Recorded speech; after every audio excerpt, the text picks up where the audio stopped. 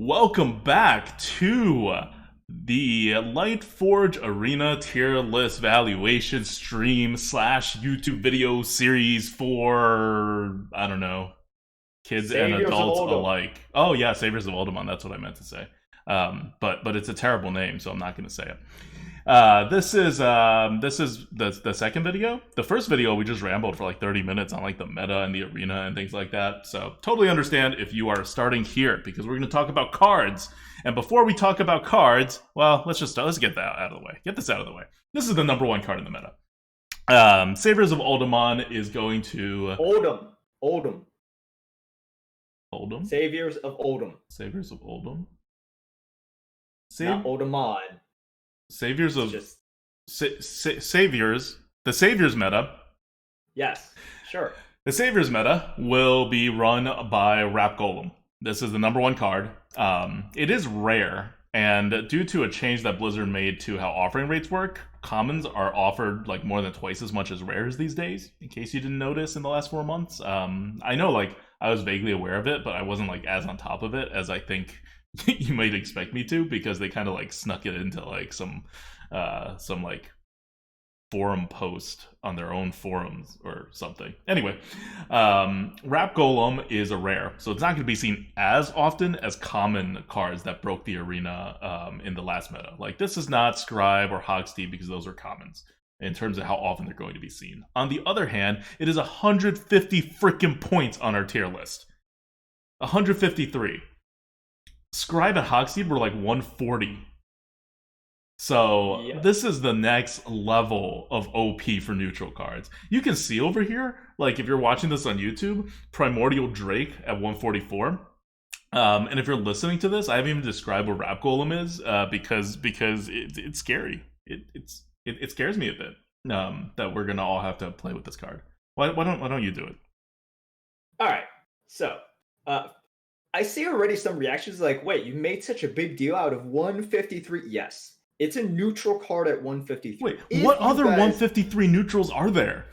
I have no idea. I mean, like, Fell Reaver, like, that's where you're at. That's the level of, like, that was, like, 160, I think. Fell Reaver, but that was an epic, so you, like, almost never saw it. But yeah, this is a big deal. Like, okay, fine. This is not, like, Giggling Inventor, you know? Giggling Inventor came in at a 170 and got upgraded to a 200-something before it was nerfed. Like, okay, Yep. This is not actually a broken card that they're going to have to 100% nerf. Okay, so let me lay this out for you guys. Essentially, the meta is slowing down, and once you get later on in the game, what kind of Okay. what kind of perfect minion do I want? Right? Do I want a minion that can protect itself in small ways? Do I want a minion that regenerates itself automatically? Do I want a minion that, when dropped, needs my opponent to deal 1 damage and then at least 5 damage and then at least 1 more damage to continuously kill it off? Do I or else want it a completely minion pops that off? will help me survive if I need to, so that I don't die with like a taunt or something, or like a couple of taunts? Or do I want a minion that has like a really high attack that hides behind a taunt, so I can deal face damage to finish my opponent off, and that has 2 bodies that it would have to kill? So do I want any of those things? Or maybe I want all of those things, and maybe I want them in every single class that I can play with, and maybe I want all of them in bucket 5. Because Scribe was nice, but let's up our game now, Blizzard. Let's up the brokenness from Scribe. Yeah. So look, Wrapped Golem, it's so freaking good. People are looking at it in terms of Divine Shield mechanics. This is a reverse Divine Shield. By the way, we are a podcast. I kind of threw it to you to like say the card, and we have God, hyped this up sure. so much, and without even revealing what the card is right. to anybody who's listening. Right. For all of you listeners who are only listening and can't see or touch the podcast, right? They just heard so much hype now about this card. I know. Rat Golem is a neutral minion, 7 mana, 7/5 with Reborn. Reborn, by the way, guys, is a mechanic in which when this minion dies, revive it with 1 health. That's damage 1 health, not just 1 health total. So they could get healed up. Yep. And at the end of your turn, summon a 1/1 Scarab with Taunt. So you get a nice, neat little 1/1 taunt at the end of turn. If you guys thought Obsidian Destroyer, which was a 7/7 with the same mechanic, but not reborn, with the same Scarab taunt mechanic generation, was good, well, now this is a neutral version that's pretty much better than that. Definitely And better than that. oh yeah, it's definitely better than that. But yeah, and it's given to all classes. This thing is going to dominate your late game, and it is going to be the auto pick of the of the fifth bucket, wherever sort of pick you get during that time. It's like how Scribe was basically an auto pick Yep. because of the bucket that it was in. Wrapped Golem is your auto pick. The first the first 12 win I got in the Scribe meta, the Scribe and Hogsmeade meta, also called what was it, Rise of Shadows? Yeah, was just, it just had straight 3 Scribes. The rest of the deck didn't do anything. It didn't need to. It was like early on, people didn't know how to deal with Scribes, and I had 3 of them. That was it. Yeah, and you say know how to deal with Scribes, as in that was easy to do. If that's a problem it creates, right? Scribe has that violent worm effect where it just creates so much board tension and awkwardness, so you couldn't really get rid of it, but it came out 2 turns earlier than Worm, which is also coming back. But this is where we're at. Wrapped Golem, extraordinarily powerful, extraordinarily incorrectly bucketed. So always pick this. This is going to warp the meta. And just like how on turn 6, you expected Scribe, on turn 7, you better expect this. And your first question on your turn 6 going into their turn 7, or your turn 7 going into their turn 7 is, am I prepared to deal with a Wrapped Golem? And if not, what the hell am I going to do about it? Because this thing will roll you if you can't take care of it. That's basically it. Yeah, welcome to the Golem meta. And unlike Hogsmeade and stuff, what was Scribe, which also had a $1 Crusader that was kind of good, and it also had Shovel Fist that was pretty good too. Those cards don't really exist here as much. You're actually going to just have Wrapped Golem at the very top. The supporting cast for this is, they're not like weak by normal standards, but they're not overpowered. They're not at the Saviors of at the Rise of Shadows level. Yep. Okay. Why don't we? Okay, I want to spend a little more time on this card, and then we could go faster on the other ones, because this is really going to be the meta definer. Like, what do you do when a 7/5 reborn that automatically summons a 1/1 taunt right off the bat? What happens when that gets dropped? Let's say you're like winning on the board, and you have, I don't know, let's say you just dropped a Boulder Fist Ogre on turn 6. Your opponent was going first. They dropped the Wrapped Golem, right? What are your options? Well, if you can deal 1 damage, then you can spend 2 mana, ping, make the trade. They have a 7/1 that's going to generate another 1/1 the next turn. They can heal it, and you have to wait another turn before you can ping again. And you are now going to your turn 7 with only 5 mana. And if you drop a 5-drop, they could even just throw their 7/1 into your 5-drop. So they have just 2-for-1 you, and you had a ping. If you don't have that ping, you lose the game. If you, let's say, are not ahead on the board, this is you being ahead on the board, by the way, right? This is you having a Boulder Fist Ogre, which is a pretty damn good 6-drop on the board. Let's say you're not ahead on the game. Let's say you're just fighting for the board, right? And they have like a 3/3, and then you put a Boulder Fist Ogre up. In that case, you could ping the 1/1, kill the 3/3. The 7, drop another 5-drop, let's say a 5/5. The 7/5 goes face. Another 1/1 comes in. Now you can make your trades, ping the final body that comes up, and they would have like 8 mana's worth of stuff on the board that you haven't taken care of, compared to your 5 mana's worth of stuff. So they're still significantly ahead in that scenario, and you have had like a perfect kind of exchange. And if you're behind, I don't know, you'd lose. Like, if you can't deal 5 damage immediately through a 1 damage taunt, you lose. The reason why this is so problematic. So this obviously creates board tension in a similar way that Scribe and Violent Worm created board tension, in which it's really hard to get rid of it, and sometimes you don't want to get rid of it. But unlike those two, this taunts up and continuously generates value and Mm-hmm. continuously generates board presence, not really value, but like board presence, right? Whereas the other ones are powerful solely based on the tension it creates on the board and the fact that it's so hard to get rid of, so you give your opponent more options and puts yourself on a timer. This does the same thing, except it creates even more pressure because of the 1/1 taunt it generates.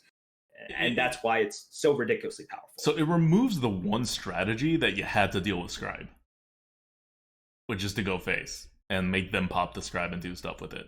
It takes that off the table because it's going to keep generating 1/1s, which are not only just a value generator, but like it prevents you from executing your plan. So what do you do, right? Like you're going to face this. Like we went over. Like we're all on board. This is a brokenly like OP card that is better than any neutral that we've seen before. That's below an epic.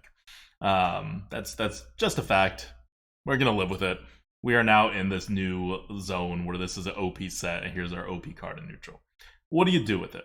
Let's say you do have cards on the board, they have cards on the board. You gotta play, right? You still gotta try to win the game somehow. Here's the question, Nerves. Do you kill it? So here's what I think, and this will, I'm stealing a little bit from our conversation at the very end here, okay? Allow me to steal a little bit. What the meta is going to do, or how you should play around this card, because you have to play around this card. When this card pops out, and you should be expecting it, all right? Don't say we didn't tell you to not expect this. You basically have two options even before this. So if you're only thinking about it during turn 6 going into turn 7, wrong. You've already made a mistake. You need to be thinking about this real early on. So essentially what you have to do is go in one of two directions. So if you kill it, right, you want to make sure that you either have enough resources such that you want to protect your health, or you can leverage your health to have it go phase, to have it get value a couple of times, and then use your massive board clears, of which there are quite a few of them in this meta. And you're that sort of deck that you can build now, because you didn't have the tools in Rise of Mechs, and you didn't have the time to do it back then. Now you kind of do. So you can do that, right? You can say, okay, I'm gonna play this sort of Okay, so basically what you're going to do, because you cannot have the board and continue to have the board, is you're going to let him have the board. Like, if Wrapped Golem ever drops on the board, and you can't win the game in the next 2 turns through the Wrapped Golem, and you don't have a hard removal, like, with another ping and, like, stuff immediately, like, you can't take care of it, which is going to be most of the cases, you do what Murph says. You just give up the board, and then you board clear. That's all you can do. Which means you should be able to get the board clears. Yeah, which means if you're building a deck, you need to have a Wrapped Golem plan, because it's going to be in every plan. So it's actually going to be like in mathematically, it's going to be in about 40% of the decks that scribes are in. Like the amount of scribes that you usually see in the meta, 40% Wrapped Golem. So it's not going to be like, oh, every deck has a Wrapped Golem. That's not going to happen. It's a rare card. It's not a common card. The offering rates don't work that way anymore. But so I disagree with Murph that you have to have a Wrapped Golem plan on turn like 5. I think there's a very large percent of games in which you're just like, I don't have a Wrapped Golem plan. I am aware I don't have a Wrapped Golem plan, and if this is one of the like half of the decks in the meta that has a Wrapped Golem, like, and we'll draw it on like turn 7, I lose, and that's fine. Wow, that feels great. Well, I mean, no one said this was a balance meta. Remember, Blizzard tossed balance out the window with Rise of Shadows. And then the Wild Rotation. We're just continuing with this. Like, I made a big fuss before Rise of Shadows saying how Blizzard can never balance Wild Rotations. And I was right. But I missed the big picture, which is that Blizzard's about to make this game in a way that Arena was never going to be balanced anyway. So what I was hoping for was that they continue from like Rastakhan, and they continue from like that nice year we had in 2018 when all balance cards came out. And when they were not balanced, like Giggling, they nerfed them. And now we're in this zone where everything's just going to be OP in high swing ways that really puts Ungoro to shame. And this card is going to drive that for neutrals. But the silver lining is that you're really not going to see this card as much as Scribe, even though it's grossly misbucketed, just because it's a rare card and not a common card.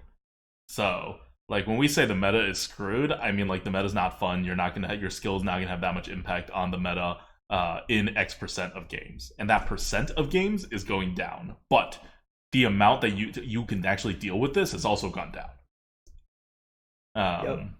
I don't know. In many ways, I'd rather deal with this than a Hogsteed. Like, Hogsteed into your 3-2 is just, it's too much. The rock, paper, scissors was just too... Like, this, I don't think this is going to be as bad as the rock, paper, scissors of Hogsteed into your 3-2 versus your 2-3. No, it's fair. It's you know, Hogsteed. It's one of those cards that I'm pretty sure if you ask the majority of arena players, like, what was one of the most impactful cards? Most of them, you know, who don't look at Arena HS all the time and don't adhere to the cult of Arena, they probably never list Hogsteed just because the effect is so small. But a significant yet small effect in the early game, or, you know, getting a little bit more for what you should get for 2 mana is a lot more impactful because you can play anytime, right? The game is never over by turn 2. It's always sort of in contention, and any sort of swing during that time allows for a huge snowball. Whereas you do have time to prepare for Rat Golem. You do have time to obtain an advantage, to draw more responses, to have more time to get your board clears or your hard removals. So yeah, this should be less problematic than something ridiculously powerful as a Hogsteed. Yeah. But when it comes out, right, when you do see it, you're still screwed. You're just going to see it less often, and it's going to, like, it's by turn 7, right? I think, like, Merps, whenever you create an aggro deck, you're always like, I don't see turn 7. I win, or I'm dead. That's going to be a pretty good plan now, like, just for everybody. I was going to say, yeah, you either have to go, you know, that like, disgusting kind of priest deck that just makes the opponent hate their life, right? Where you just sort of stall and then taunt up, be annoying, and then board clear and do all this stuff. Or you just completely rush them down. And yeah, sure, this creates a 1/1 taunt, but you should have multiple minions to, you know, and one of them to clear the taunt and keep on going face. So you definitely want to go in those sorts of directions. You don't want to be that awkward mid-range deck that loads up on 4-drops, which is what Adukta has identified as the weak point in this the curve, right? So you want to be small, but not too small, right? Like, you want to have your 3s because that's where the power spike is. We have really good 5s, and then we have really, really good big drops, including Wrapped Golem.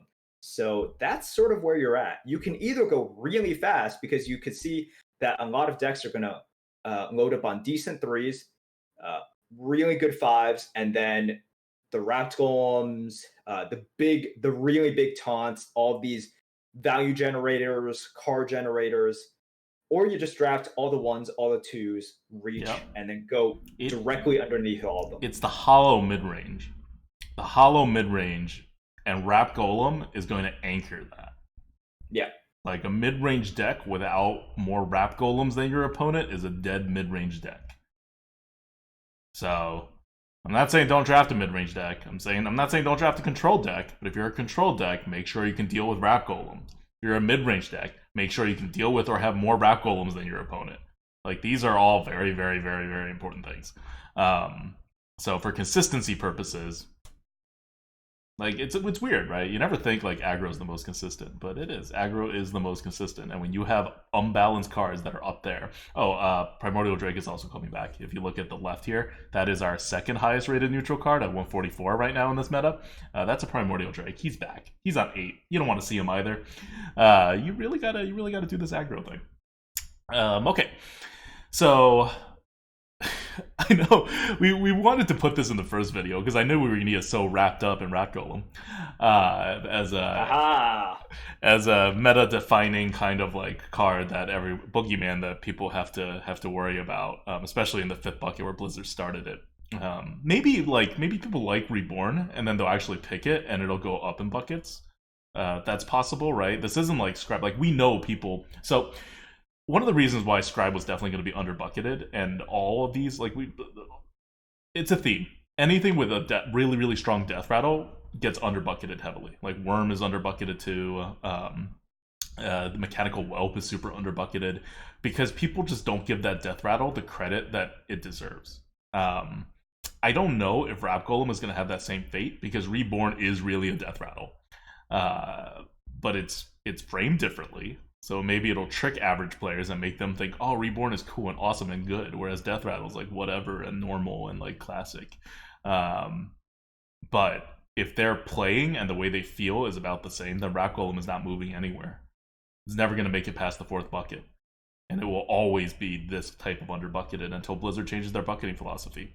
So when the meta skews, what I mean is not that in 0-0 you will see a ton of Wrapped Golems. You'll see not that many Wrapped Golems in 0-0 because people aren't picking them, right? They're picking them exactly as much as they would. That's what Blizzard's been telling us. But when you're at 9-1, 9-2, Wrapped Golems are going to be everywhere. So whenever you draft a deck, you need to think about Wrapped Golem, because every single class you face has access to Wrapped Golem, and every single time it's offered to them, they're going to take it. So it's going to be seen 3 times how often a normal card would be seen. Yep. So yeah. And what's your strategy, right? We talked about going under. We talked about just having more Wrapped Golems than your opponent. We talked about having the removals. What? Like, how do you counter a scribe? More scribes. Just draft more of them. Everyone has access to this card, right? Yeah. We spent like 20 minutes on Wrapped Golem, but I think it's worth it. I think it's worth it because this is the most important thing to know about this meta, really. In the neutrals, at least. Okay. So in the next videos, we're gonna go over the rest of the top 10. We were trying to do the whole top 10 in this video, but I was like, yeah, no, Wrapped Golem's gonna eat up all the time. We'll be faster. We can still do. You don't want to do it. No, we're gonna go to another video for this. This is the Wrapped Golem video. Okay, we are talking about the Golem meta. I want to keep it clean. Okay, fine. Wow, this is definitely going to be done in an efficient amount of time. The top 1. This is the first time, by the way, we've done a top 1 video. Although we probably should have for Giggling Inventor. We rated it that highly, but we were just kind of like, this is silly. They're going to nerf it, and they just didn't for 2 months. Okay. I remember Giggling Inventor, too. I actually, like, texted people who worked at Blizzard to be like, hey, please. And they didn't listen. Then again, I did the same for Ticket Scalper, and they were probably right to not listen on that one. So, you know, in terms of when I'm texting Blizzard, I'm 50-50. 50-50. There you go. Yeah. Note, I am not texting Blizzard about Wrapped Golem. This is just a premium, like, it's a little bit of a power creep, but it's basically a super premium drop that is not going to break the meta so much as just be a scribe. All right. Well, it is that's it for that's a wrap for us on this video. I'm gonna actually really like Wrapped Golem. This is what I realized in doing this this video. This may be a terrible card in the arena, but it's gonna be a good card to talk about. Oh my god. Alright, see you guys in the next video. See you guys in the next video. This is Adwicta. Merps. Bye.